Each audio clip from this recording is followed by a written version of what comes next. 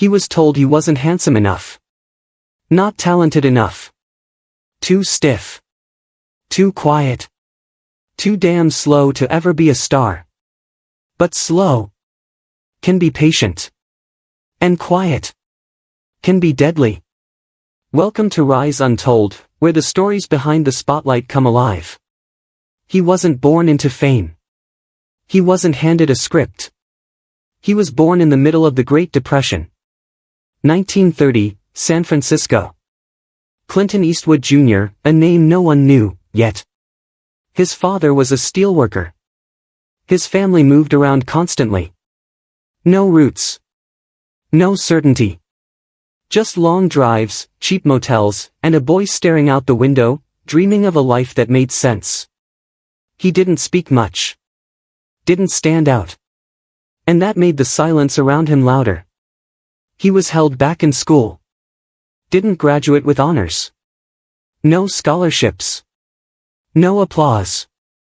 Just one big question, what now? In the army, they told him to dig ditches. And he did. With blistered hands and a blank stare. In his free time, he read books about war and justice. Not knowing he'd one day tell those stories on the biggest screens in the world. After the army, he found work digging swimming pools. Working odd jobs. Struggling for every dollar. While others chased dreams with money and connections.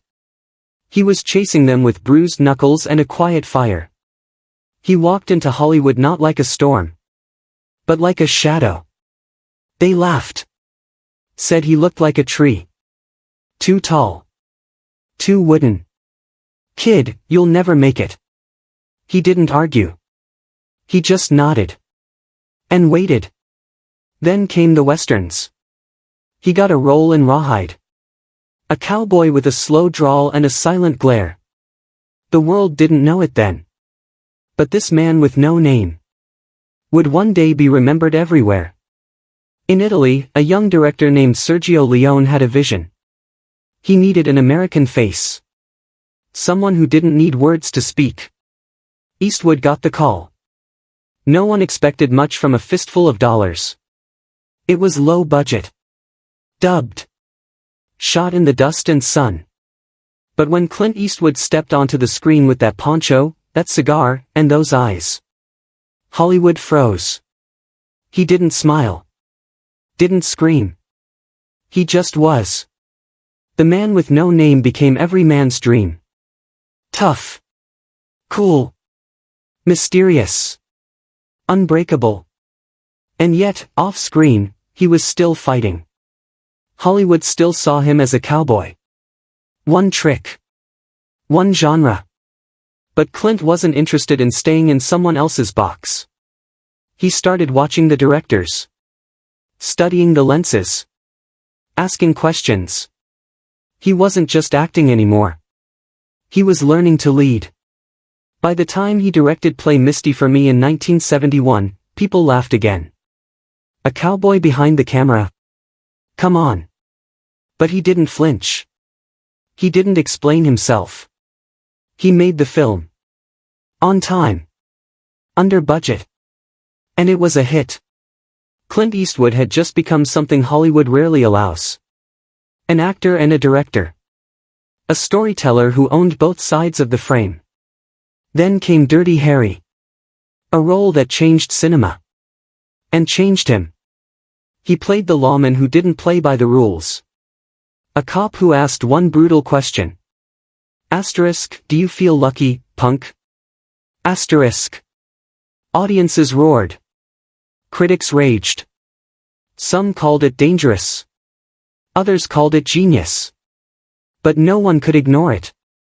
Behind the screen, Clint was still wrestling with doubt. Still facing the whispers.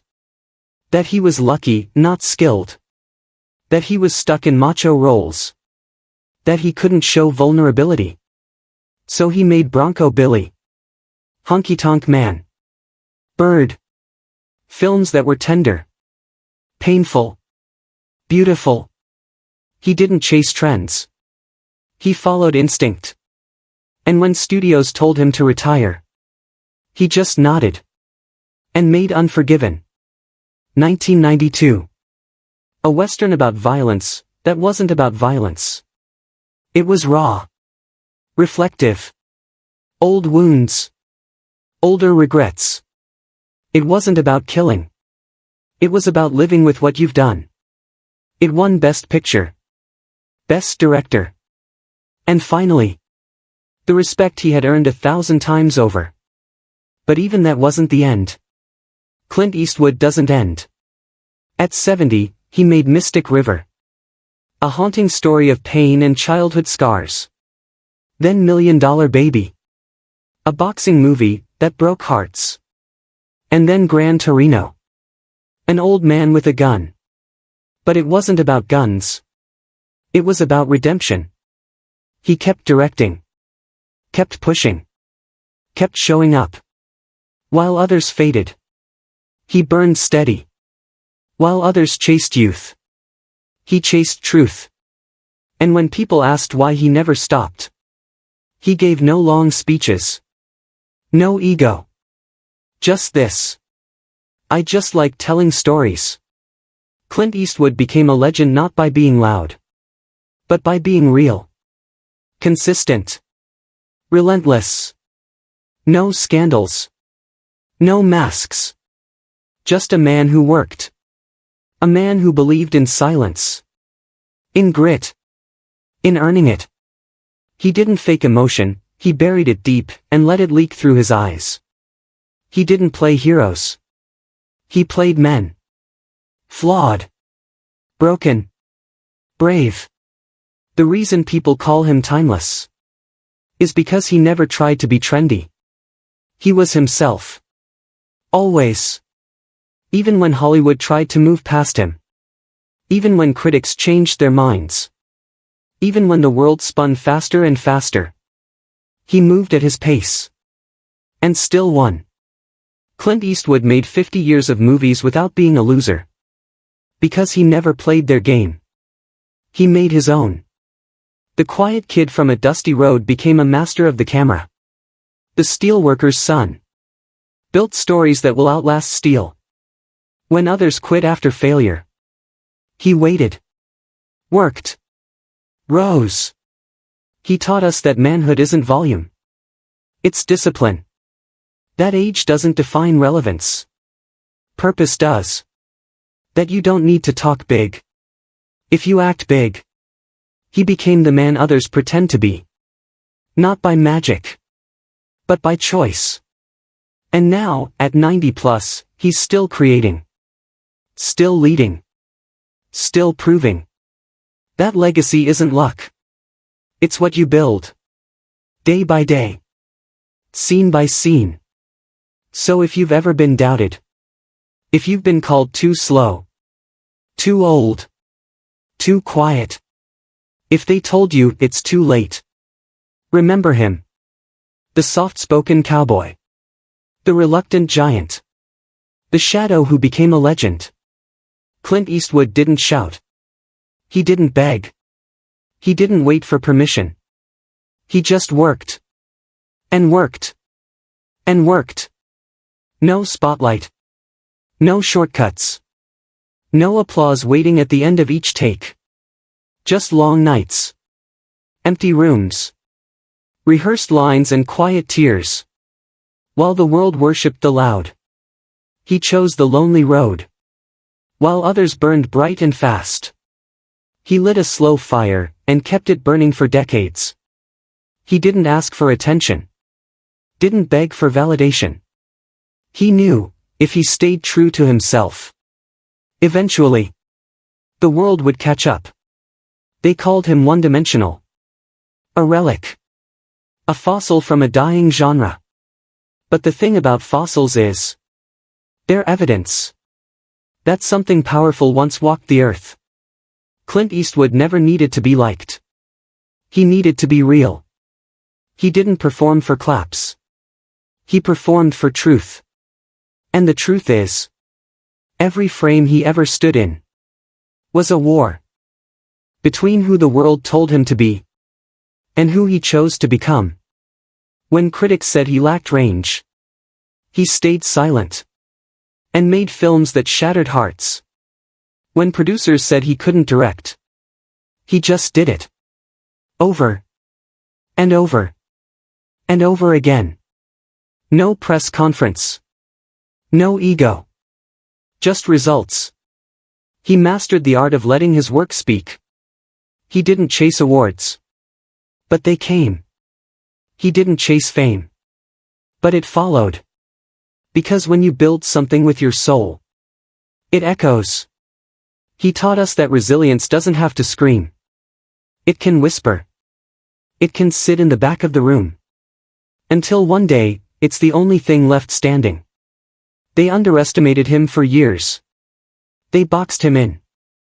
But boxes can't hold men who were born to outgrow them. And he didn't just outgrow the box. He burned it. And built a studio in its ashes. Look at his journey. Really look. It's not made of luck. Not built on hype. It's carved from rejection. Stitched together with criticism. Held up by raw, unapologetic grit. He survived what most artists can't. He remained what most celebrities aren't. Himself. And now, decades later, while others are forgotten, he stands. Still. Steady. Solid. Because what he built wasn't a moment. It was a monument. To patience. To persistence. To doing it your way. Even when no one believes in you. So maybe, if he could survive all that. The failures. The rejections. The critics who couldn't see his vision. The executives who wanted him quiet. The decades of silence between each clap. If he could walk through the fire of invisibility. And still rise. Maybe you can too. Maybe your story isn't over. Maybe your best scene hasn't been written yet. Maybe the pain you're carrying is just the prelude to the power you're about to find. Maybe what feels like the end is actually your beginning. Because the truth is, it's not the loud ones who last. It's the real ones. The consistent ones. The ones who show up when no one's watching. So show up. Even when your name isn't called. Even when the world turns away. Even when the room is empty. And the applause feels like it's for someone else. Work. And work. And work. Until no one can deny the masterpiece you're becoming. If he could endure 50 years of being doubted. And still rise. Still create.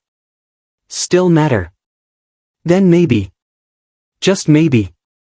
You can too. Because your story isn't small. It's just not finished yet. Keep going. Keep building. Keep believing. Legends aren't born. They're made. In silence. In struggle. In the shadows. Where Clint Eastwood once stood. Alone.